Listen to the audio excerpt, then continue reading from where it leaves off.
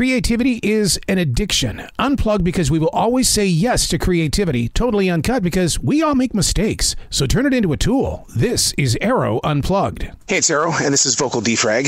Vocal defragging is having a physical conversation where you can go back and listen to your emotions, your inflection, your pitch, your volume, your tones. I strongly suggest vocal defragging because you can write in a journal all day, but when you come back to it to study it, you don't hear your voice. You just see a bunch of words, and your interpretation in the days ahead, you know what? It makes up its own storyline. So even though I've been a daily writer for 29 years, and I've been basically defragging in a different journal since 2017, I go back to those pages. I don't hear my voice. I don't hear the emotion or the physical questioning and how I come up with answers and then come back and question those answers. So that's what vocal defragging is, and I do invite you to pick up that journey. And I know, people are so afraid of getting caught for opening up their hearts. I get it. But you know what, though? Sometimes those people on the outside have nothing to do with the person inside of you. That's why I suggest, and I do encourage you, to vocal defrag. Today's subject, it came to me really hard, and it's been something worth researching. It actually started when I went to, I'm getting ready for a colonoscopy. Oh my God, he said that word? Oh my God, I wish everybody would have a colonoscopy. But the doctor was concerned with this thing called invisible reflux. And invisible reflux is not like acid reflux, but it is. And you know you've got invisible reflux when you have something to eat and then you get post-nasal drip.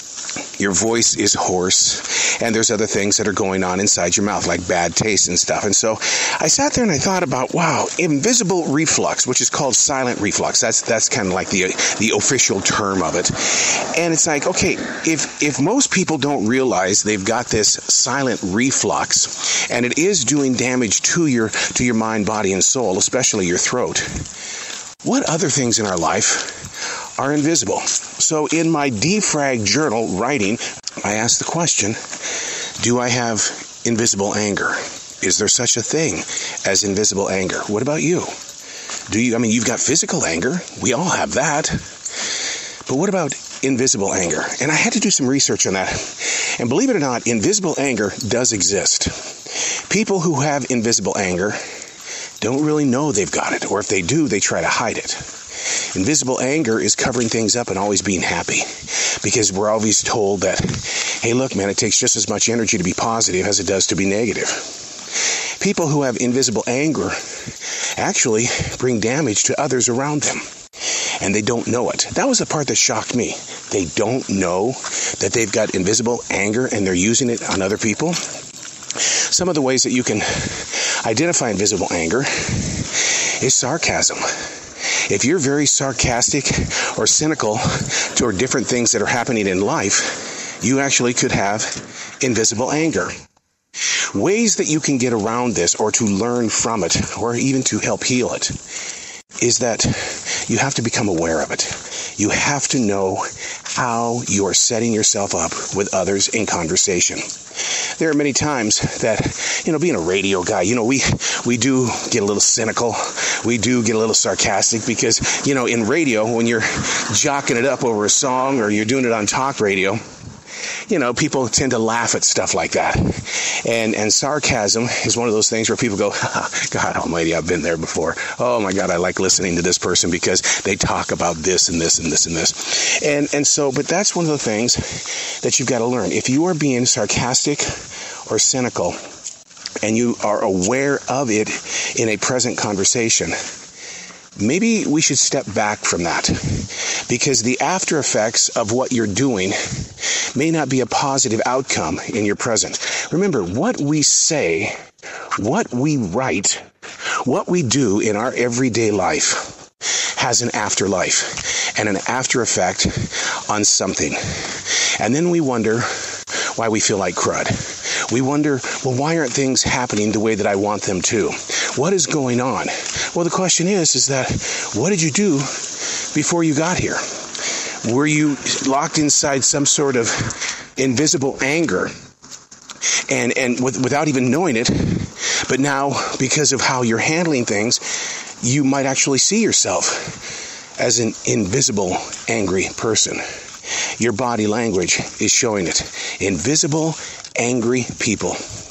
Now, once again, those that suffer from invisible anger do try to hide it by being happy all the time, and they don't realize what they're doing to other people. So, if you're facing those moments in your personal life and you're using awareness as a key, the thing is that it's not going to take just one shot at, hey, today I was aware, tomorrow I'm going to be fixed. Yeah, that's not true. I've been a daily writer for 29 years. I know what's in those journals, and I know what I have put on those pages in order to help free the anger or the pain from my mind, body, and soul.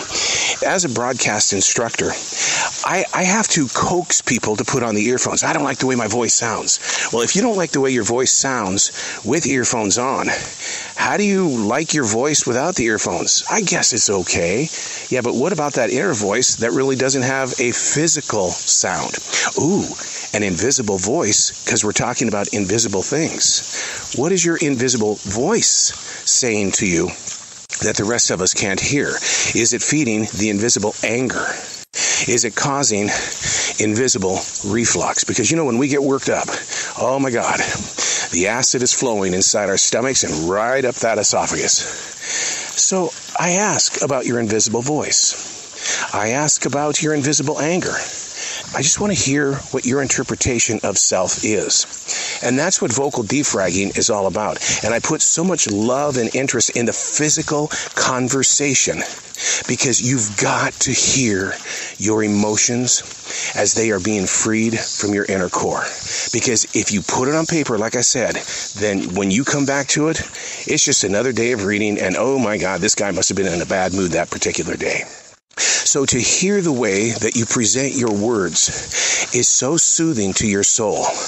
It's almost like you're telling yourself, I'm listening. What are your questions? I'm listening. Try it sometime. I know it's going to take some confidence, some courage, and I know we all fear challenge and change. But you know what? The new you is looking at you in the mirror every day. I'm Arroe, and that's Vocal Defrag.